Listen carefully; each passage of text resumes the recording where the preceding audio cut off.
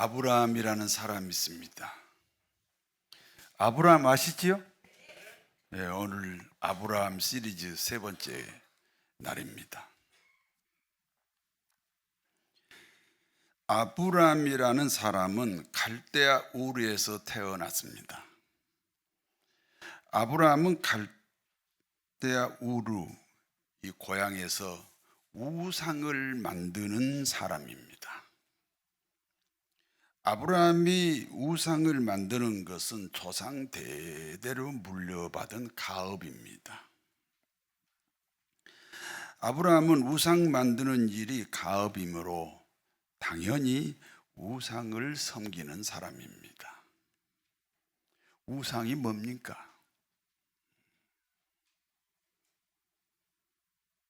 하나님보다 더 귀한 것이 우상입니다. 돈이 하나님보다 더 소중하면 돈이 우상입니다.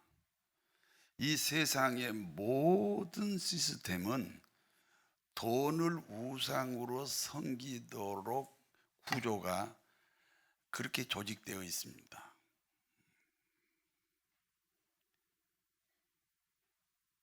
제가 질문하는 거예요. 돈이 우상인 사람 있습니까?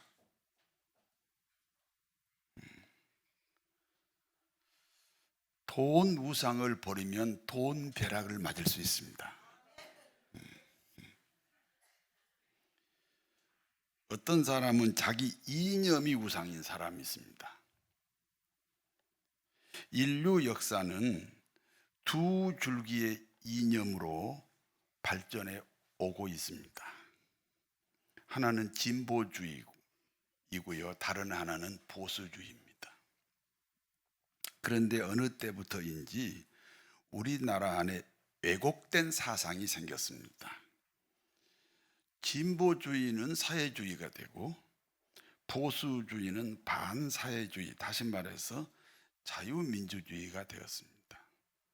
그러니까 보수주의자들이 생각하기를 자기 편이 아닌 사람은 다 사회주의다, 이런 잘못된 이분법이 생겼어요.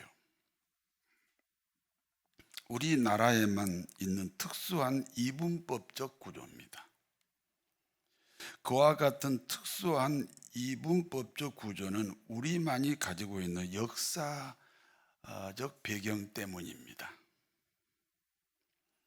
우리나라는 1945년 8월 15일 일본으로부터 해방됐습니다. 해방 직후 제일 먼저 남로당이라는 사회주의 정당이 만들어졌습니다. 남쪽에만 그 당시 대략 170개의 지부가 생겼습니다.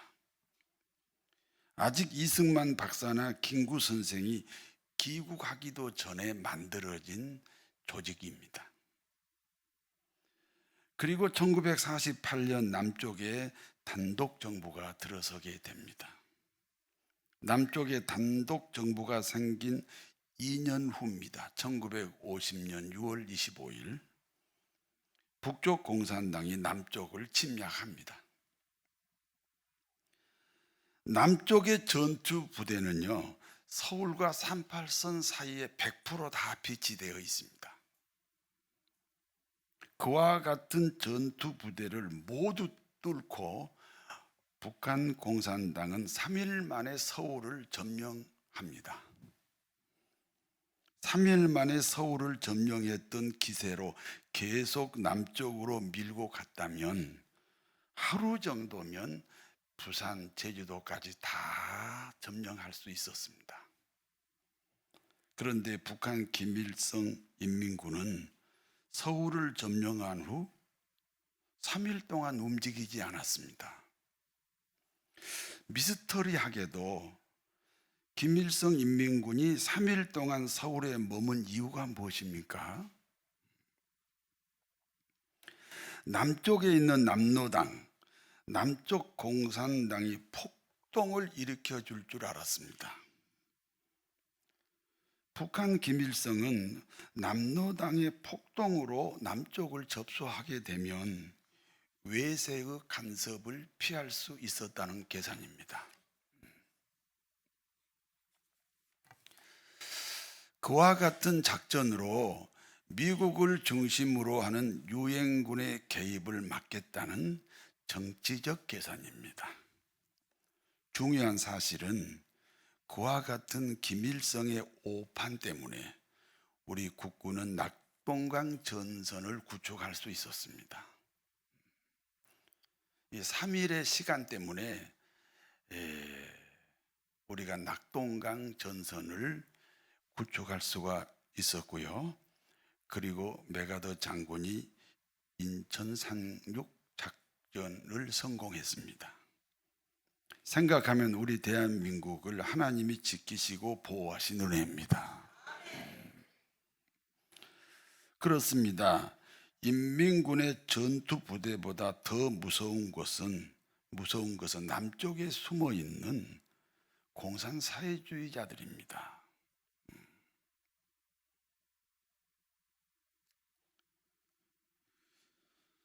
우리 기독교는 공산 사회주의를 반대합니다. 그러므로 남쪽에 과거에도 그랬고 지금도 이 남쪽에 숨어 있는 공산 사회주의자를 우리 용납하면 안 됩니다. 그리고 공산 사회주의를 반대하지 못한 목사는 기독교 목사가 아닙니다. 이건 이념 문제가 아니에요. 이념 문제가 아니고 국가의 운명 문제예요.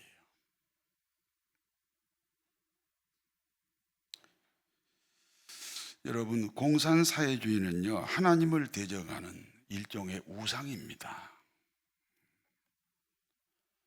그 이념이 우상인 거예요. 그런데 주의해야 합니다. 진보주의와 사회주의는 다릅니다. 진보주의를 사회주의로 보는 것을 극우주의라고 합니다. 그러니까 보수주의자들 중에는 자기 반대는 다 사회주의자다. 그렇게 규정하면요, 안 됩니다. 그런 사람을 극우주의라고 합니다.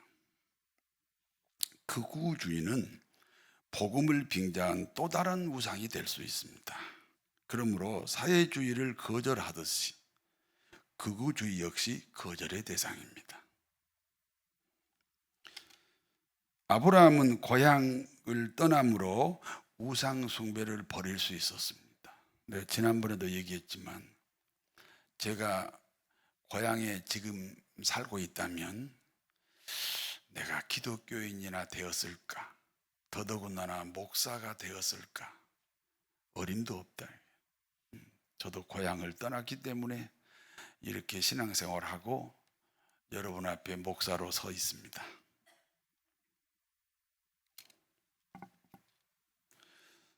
문제는 고향을 떠나 정착한 하란이 또다시 고향이 되었어요. 그래서 하란을 또 떠나게 됩니다. 그리고 들어간 곳이 가나안입니다. 아브라함은 가나안 땅에서 어떻게 살았습니까? 가나안 땅이 고향이 되면 안 됩니다. 그러므로 히브리서 11장 13절에 기록하기를 아브라함은 가나안 땅에서 나그네로 살았습니다. 인생은 나그네 길 어디서 왔다가 어디로 가느냐. 구름이 흘러가듯 떠돌다 가는 길에 정일랑 두지 말자, 미련일랑 두지 말자. 이 노래 모른 척 하는 이유는요, 내가 나이가 많지 않다 그래서 그런 거예요. 옛날 노래잖아요. 이 노래 아세요? 예, 나이가 많으십니다. 인생은 나그네 길 구름이 흘러가듯 멈춰 없이 흘러서 간다. 우리 모든 그리스도인은 이 땅이 나그네 인생이라는 사실을 기억해야 돼요.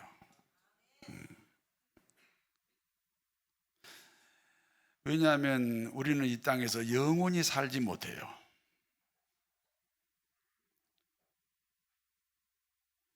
그러므로 이 땅은 영원히 머물 천국을 향해 가는 하나의 과정일 뿐이에요.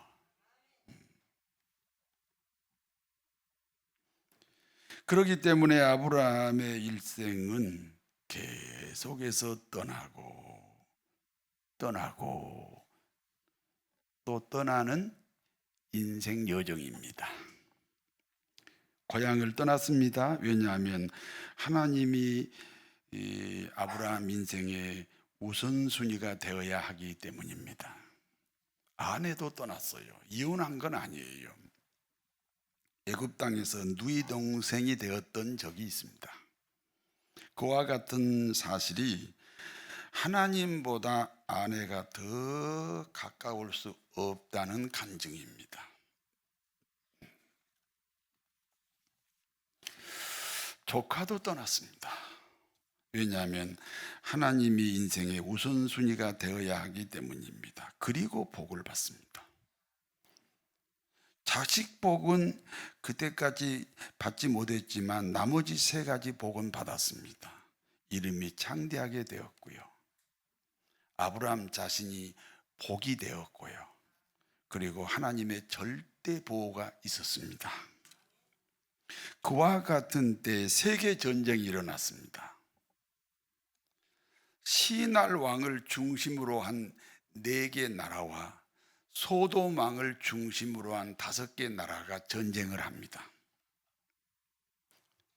그런데 소돔 왕을 중심으로 한 5개 나라가 패배했습니다. 문제는 소돔 땅에 아브라함의 조카 롯이 살고 있었습니다. 조카 롯은 승전 국가인 시날 왕에게 포로로 붙잡혀 갑니다. 그 당시 전쟁 포로는 무조건 노예가 되는 거예요. 이와 같은 조카의 소식을 삼촌 아브라함이 듣게 됩니다. 아브라함은 조카를 구하기 위해 자신의 가신 318명을 거느리고 시날 왕을 중심으로 하는 4개 연합국과 싸웁니다. 아브라함이 이겼습니다. 여러분 놀랍지 않아요? 왜 저 혼자만 놀라워야 돼요? 어떻게 전쟁에서 이긴 연합국을 아브라함이 단신으로 이길 수 있어요?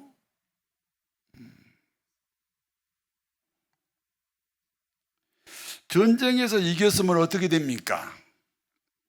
붙잡혀간 사람들 모두를 데리고 옵니다. 빼앗긴 재물도 찾아옵니다. 그리고 전쟁 배상금까지 챙겨오게 됩니다. 돌아오는 길에 멜기세덱을 만납니다. 멜기세덱은 구약에 나타난 예수 그리스도입니다.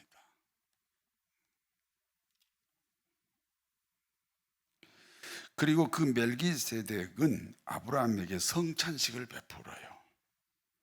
성찬식은 사제의 은총입니다. 사제의 은총을 받은 아브라함은 멜기세덱에게 11조를 드립니다.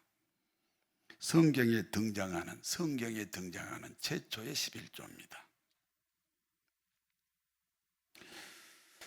아브라함은 지금 전쟁을 치르고 돌아오는 길입니다. 전쟁이란 내가 살기 위해서 상대방을 죽여야 됩니다. 살인은 안 할 수가 없죠. 그리고 전쟁하여 승리하였으므로 사람도 찾아오고 재물도 찾아옵니다. 전쟁 배상금도 챙겨옵니다. 이와 같은 아브라함의 전쟁이 우리가 사는 일상의 삶과 동일합니다. 여러분, 이 세상에는 정해진 재화가 있어요. 하늘에서 하늘에서 떨어지는 게 아니고 이미 이 세상에는 정해진 재화가 있다고요.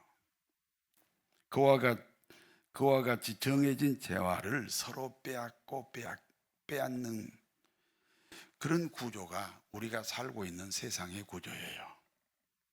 내가 확보하고 있는 것을 누군가 빼앗아 가려고 하고, 또 누군가 확보하고 있는 것을 나는 빼앗아 와야 돼요. 그게 국가 간의 관계고, 그게 기업 간의 관계고, 그게 개인 간의 관계예요. 무슨 뜻입니까? 한 사람이 성공함으로 누군가 다른 사람은 실패하게 된다는 거예요.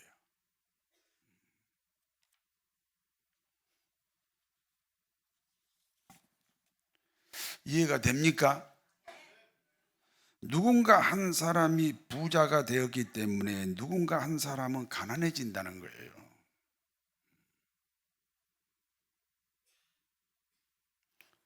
여러분, 내가 슈퍼를 하는데 평상시에 100만 원 매출인데 오늘은요 300만 원이에요. 기분 좋을 일이 아니에요.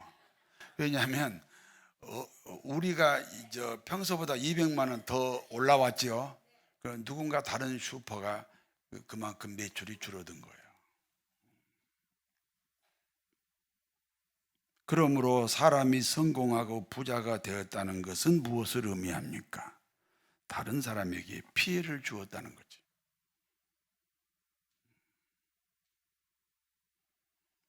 여러분, 우리 자식이 대학교 합격했어요.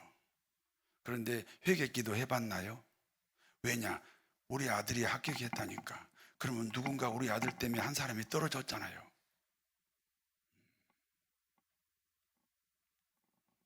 그래서 우리가 산다는 게, 성공하고 부자 되고 이렇게 산다는 게 누군가 다른 사람에게 피해를 주는 거예요. 다른 사람에게 피해를 주었으면 죄가 됩니까? 안 됩니까? 죄가 되는 거지요. 우리는 너무 많이 피해를 반복해서 줘가지고 죄라는 생각을 잘 안 하는데 죄가 되는 거예요. 그러나 사람이 성공하고 부자가 되어도 죄가 되지 않는 유일한 방법이 있습니다. 이와 같은 성공이, 이와 같은 부자됨이 하나님으로부터 왔다는 고백입니다. 하나님이 주셨다. 누군가하고 경쟁해서 내가 이긴 것이 아니고 하나님이 주셨다. 내가 직장에 가서 월급을 받아도 하나님이 주셨다. 다시 말씀드립니다. 아브라함은 전쟁을 통해 많은 사람을 죽였어요. 그리고 많은 노획물을 지금 가지고 옵니다. 그런데 이와 같은 전쟁의 행위가 하나님의 통치 중에 하나였다는 거예요. 그러면 그 모든 책임이 자신에게 있지 않아요. 하나님에게 있어요. 그와 같은 고백이 11조입니다. 그러므로 11조는 헌금이 아닙니다. 신앙 고백입니다. 소유권에 대한 신앙 고백입니다. 그 어떤 사람은 성경을 가르친다고 하면서, 교인들에게 신앙을 가르친다고 하면서 11조에 대해서 참 오해를 많이 해요.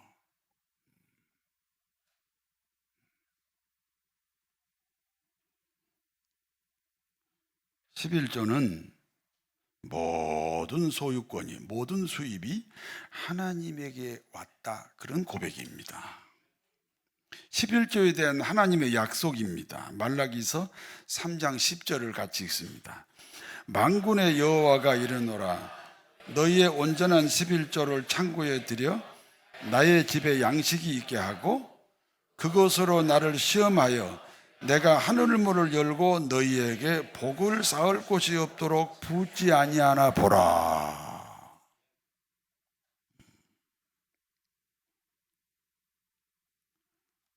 왜냐하면 내 수입의 모든 것이 하나님께 왔다, 하나님께 왔다 하니까 하나님이 얼마나 기쁘시겠어요. 그래서 복을 쌓을 곳이 없도록 부어주시겠다고 약속하셨습니다. 철저히 11조 생활하는 아브라함을 하나님이 어느 날 찾아오셨습니다. 그리고 이렇게 말씀합니다. 창세기 15장 5절 같이 읽습니다. 그를 이끌고 밖으로 나가 이르시되 하늘을 우러러 무뼈를 셀 수 있나 보라. 또 그에게 이르시되 내 자손이 이와 같으리라. 아브라함아, 하늘의 무뼈를 셀 수 있나 보라. 제가 여러분에게 질문하겠습니다. 하늘에 무별이 더 많습니까? 바다에 모래알이 더 많습니까?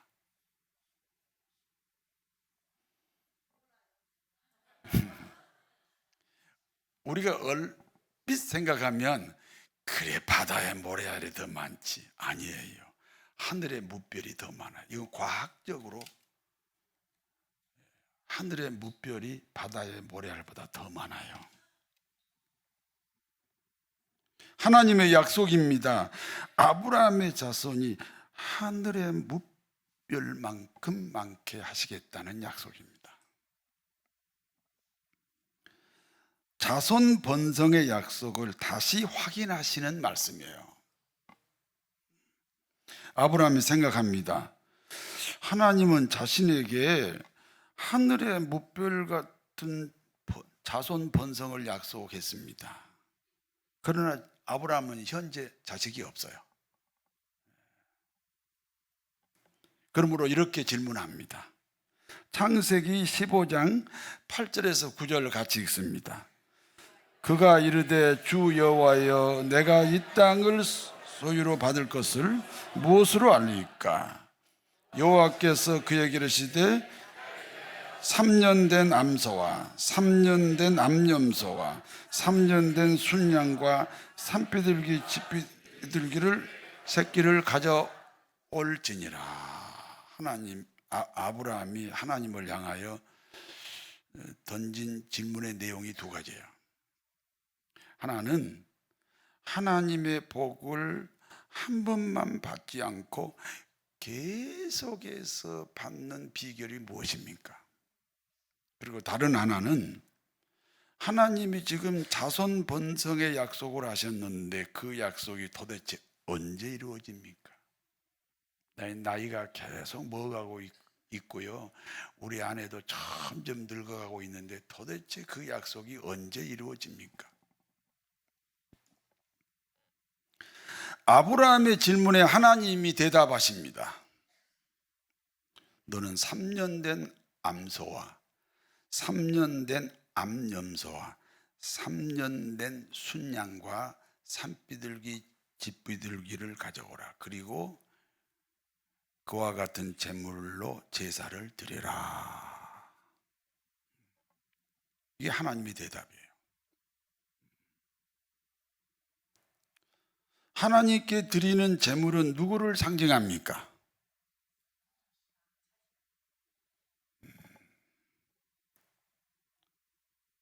하나님께 드린 제물은 드린 사람 자신을 상징합니다. 그러니까 아브라함이 지금 하나님께 제물을 드리지요. 그러면 그 제물이 누구를 상징해요? 아브라함을 상징합니다. 드린 사람을 상징하는 제물은 어떻게 드려야 됩니까? 가운데를 쪼개서 드려야 됩니다. 그러니까 제물을 쪼갠다는 것은 제물을 드린 아브라함의 마음을 쪼갠다는 것입니다. 그 제물이 아브라함이니까 제물을 쪼갠다는 것은 아브라함의 마음을 쪼갠다, 그런 뜻입니다. 이해가 되시면 아멘 하세요. 왜 쪼개서 드려야 됩니까? 하나님의 통치가 신앙입니다. 마음을 쪼개지 않으면 하나님의 통치를 받을 수 없습니다.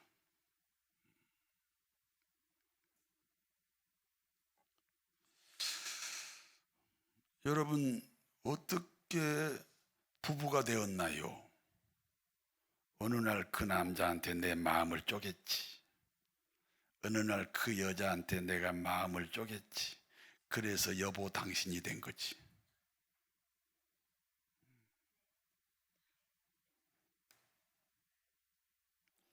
그런데 문제가 생겼습니다. 쪼갠 재물도 있지만 쪼개지 않는 재물도 있습니다. 쪼갠 재물은 어떤 재물입니까? 3년 된 암소, 3년 된 암염소, 3년 된 순양입니다. 큰 재물이죠. 모든 사람이 알 수 있는 신앙생활이죠. 여러분 모든 사람이 다 알 수 있는 신앙생활은 잘 하고 계시지요? 사람들이 많은 곳에서는 반드시 식사할 때 기도하고 식사하시지요? 그런데 혼자 밥 먹을 때는 합니까 안 합니까? 안 할 수도 있다 그 말이에요.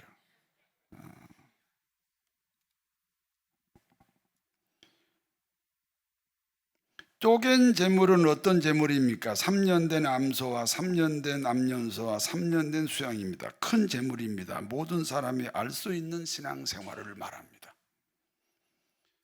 창세기 15장 17절입니다. 해가 져서 어두울 때 연기 나는 화로가 보이며 타는 횃불이 쪼갠 고기 사이로 지나가더라.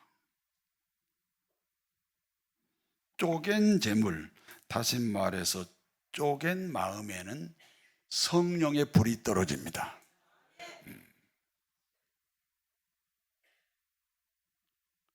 쪼개지 않는 재물은 어떤 재물입니까? 산비둘기와 집비둘기입니다. 작은 재물입니다.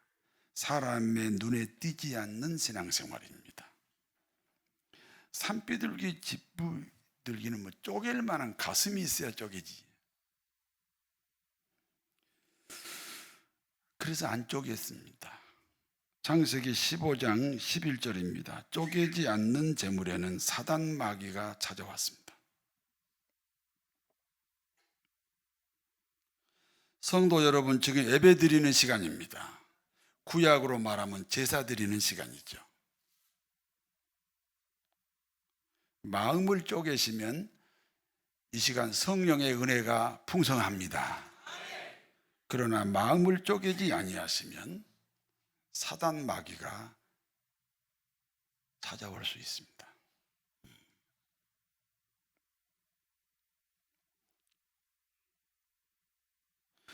하나님이 아브라함을 축복하시는 조건은 오직 한 가지예요. 하나님의 통치를 받아야 돼요. 그래서 고향도 떠났습니다.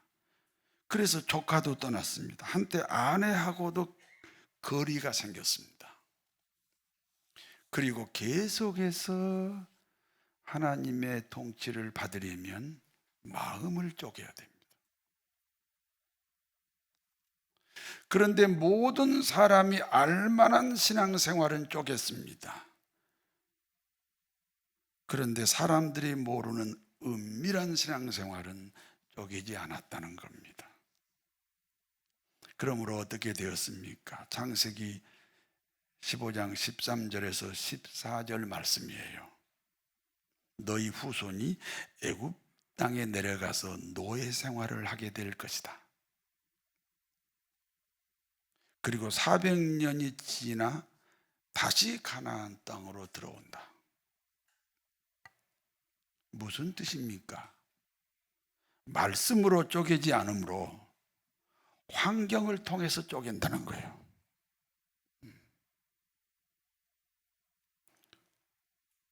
쪼개지 않는 아브라함의 성품이 후손으로 이어가요. 그래서 그 후손이 애굽 땅에서 400년 동안 노예 생활을 하게 된다. 그리고 실제로 손자 야곱 때에 애굽 땅에 내려가서 거기서 노예 생활하다가 400년 후에 모세를 통해서 다시 가나안 땅으로 들어왔습니다. 여기까지가 본문의 내용입니다. 이제 본문이 주는 교훈을 말씀드립니다. 첫 번째입니다. 아브라함은 하나님의 통치를 받기 위해 일생 동안 나그네 인생으로 살았습니다. 그리고 모든 소유권이 하나님에게 있다는 고백으로 11조를 드렸습니다. 그 결과 어떻게 됐습니까? 세계 전쟁에서 승리한 연합군을 아브라함이 단독으로 이겼습니다. 4개 나라를 상대로 4개 나라도 아닌 한 사람 아브라함 개인이 어떻게 이길 수 있습니까? 하나님이 하셨습니다. 하나님의 통치를 받았던 아브라함입니다. 모든 소유권을 하나님에게 넘긴 아브라함입니다. 우리 그리스도인은 전능하신 하나님을 믿는 사람들입니다. 보리떡 5개와 물고기 2마리로 5,000명이 먹고 배불리 먹은 사실을 믿습니까? 죽은 나사로가 살아나고 죽은 야이로의 딸이 살아난 사실을 믿습니까? 안진뱅이가 걷고 뛰게 된 사실을 믿습니까? 문둥병자가 깨끗이 치료된 사실을 믿습니까? 물이 변하여 포도주 된 사실을 믿습니까? 벙어리가 말하고 기머거리가 듣고 장님이 눈 뜬 사실을 믿습니까? 풍랑이 잔잔해진 사실을 믿습니까? 귀신 들린 사람 속에 귀신이 떠나간 사실을 믿습니까? 이 모든 기적과 이 모든 치유는 하나님의 통치 중에 일어납니다. 아브라함의 일생을 하나님이 통치하셨습니다. 그와 같이 우리 모두의 일생 역시 하나님이 통치하셔야 합니다. 두 번째입니다. 하나님의 통치가 계속되기 위해서는 자신의 마음을 쪼개야 됩니다. 모든 사람이 알 수 있는 신앙생활은 하나님이 통치합니다. 그와 같이 아무도 모르는 은밀한 신앙생활 역시 하나님이 통치하셔야 합니다. 그 비결이 무엇입니까? 쪼갠 마음입니다. 부러진 마음입니다. 마태복음 5장 3절입니다. 마음이 가난한 자가 복이 있다. 천국이 그들의 것이다. 마음이 가난하다는 것은 쪼개진 마음, 부러진 마음입니다. 여러분, 팔다리가 부러지면 아파요, 안 아파요? 마음이 부러져도 아픕니다.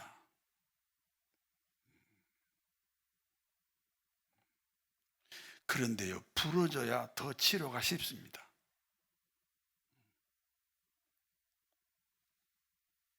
마음이 가난하다는 것은 쪼개진 마음, 부러진 마음입니다. 그러면 천국이 그들의 것입니다. 하나님의 통치가 가능하다, 그런 뜻이에요. 하나님이 통치하면 어떤 인생이 됩니까? 하나님의 한계가 그 사람의 한계가 됩니다. 아브라함의 하나님이 누구의 하나님입니까? 우리 모두의 하나님입니다.